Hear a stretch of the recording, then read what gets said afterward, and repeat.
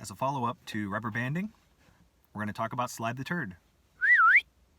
Hey everybody, it's Redbeard with isitrecordable.com, AccuStatsUSA.com, Safeopedia.com, and SafetyJusticeLeague.com.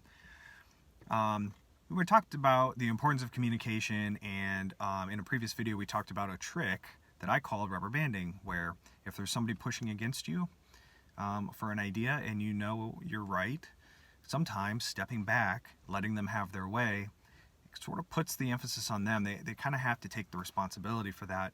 And you know, if they were just being ego-driven, sometimes that rubber banding, it'll have that effect where it'll pull them over to your side, because suddenly it almost pulls the rug out underneath their confidence, especially if it was just an emotion-driven argument or disagreement or whatever. So rubber banding, right? Well, if that doesn't work, here's the follow-up to that. It's called slide the turd. And essentially, you take that turd that they want, that you're kind of pushing back against, and you slide it right into their pocket. You let them own it, right? If somebody is so certain that they want to do a certain thing a certain way, well, they should own it. So typically, if somebody says it should be done this way, this is the way it must be done, what you can do is you can say, okay, well then why don't you do it?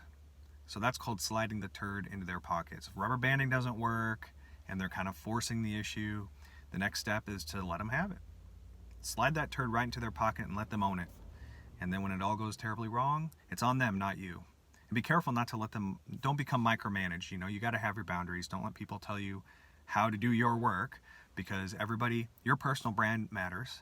And you know, if you have a high quality, a high standard, a certain style, you need to maintain that and protect that at all costs.